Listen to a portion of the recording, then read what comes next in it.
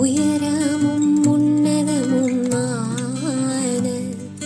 சிங்காசனத்தில் வீற்றிருக்கும் உயரமும் உன்னதமுமான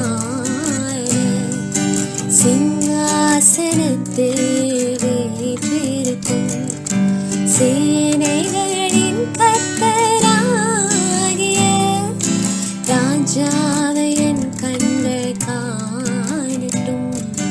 சேனைகளின் கர்த்தராகிய ராஜாவை என் கண்கள் காணட்டும். சேனைகளின் கர்த்தர் பரிசுத்தர். சேனைகளின் கர்த்தர் பரிசுத்தர். சேனைகளின் கர்த்தர் பரிசுத்தர். பரிசுத்தர் பரிசுத்தரே. சேனைகளின் கர்த்தர் பரிசுத்தர். சேனைகளின் கர்த்தர் பரிசுத்தர். சேனைகளின் கர்த்தர் பரிசுத்தர். பரிசுத்தர் பரிசுத்தரே. பரிசுத்தர் பரிசுத்தரே. Praise the Lord. கர்த்தரும் இரட்சகருமாகிய இயேசு கிறிஸ்துவின் நாமத்தில் உங்கள் யாவருக்கும் என் அன்பின் வாழ்த்துக்கள். பிரியமானவர்களே, ஒரு அருமையான ஆராதனை பாடலை கேட்டமாம். நீங்களும் நானும் ஆராதிக்கிற தெய்வம் சர்வ வல்லமையுள்ளவர், சர்வத்தையும் சிருஷ்டித்தவர். அவரை ஒரு தெய்வ மனிதன் தரிசிக்கிறார். ஏசியா என்ற ஒரு தெய்வ மனிதன் தான் தீர்க்கதரிசியாய் மாறுவதற்கு முன்பதாக, அபிஷேகிக்கப்படுவதற்கு முன்பதாக ஒரு தரிசனத்தை பார்க்கிறார். அந்த தரிசனத்தில் தேவன் சிங்காசனத்தில் உட்கார்ந்திருக்கிறார். அவருடைய தூதர்கள் அவரை ஆராதித்துக் கொண்டிருக்கிறார்கள். அவரை பார்த்து சொல்கிறான், அவர் உயரமும் உன்னதமான சிங்காசனத்தில் உட்கார்ந்திருக்கிறார். அந்த தூதர்கள் அவரை ஆராதிக்கும் பொழுது சேனைகளின் கர்த்தர் பரிசுத்தர் பரிசுத்தர் பரிசுத்தர் என்று ஆராதிக்கிறார்கள். ஆம் பிரியமானவர்களே, இந்த அதிகாரத்தை நான் வாசிக்கும் போது என் உள்ளத்தில் ஒரு பெரிய ஆனந்தம். நீங்களும் நானும் ஆராதிக்கிற தேவன் சர்வ வல்லமையுள்ள சேனைகளின் கர்த்தர். அவர் ஒருவர் தான் பரிசுத்தர். ஏசாயா தீர்க்கனின் புஸ்தகம் 6ஆம் அதிகாரம் 1ஆம் வசனம் இப்படியாய் சொல்லுகிறது. உசியா ராஜா மரணம் அடைந்த வருஷத்தில் ஆண்டவர் உயரமும் உன்னதமுமான சிங்காசனத்தின் மேல் வீற்றிருக்க கண்டேன். அவருடைய வஸ்திர தொங்கலால் தேவாலயம் நிறைந்திருந்தது. Isaiah 6:1.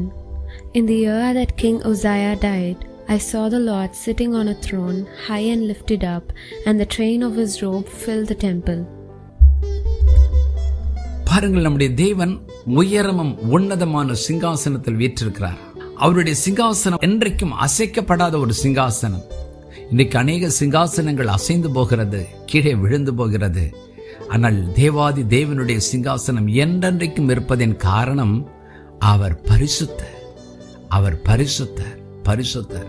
இன்றைக்கு கூட அநேக சிங்காசனங்கள் பரிசுத்தம் இல்லாததினால் அவைகள் கீழே விழுகின்றன. அதில் உள்ளவர்கள் தள்ளப்படுகிறார்கள். ஆனால் இந்த ஜீவனுள்ள தேவன் ஒரு பக்கம் சர்வ வல்லமையுள்ளவராய் இருந்தால் மறுபக்கம் பரிசுத்தர் பரிசுத்தர் பரிசுத்தர்.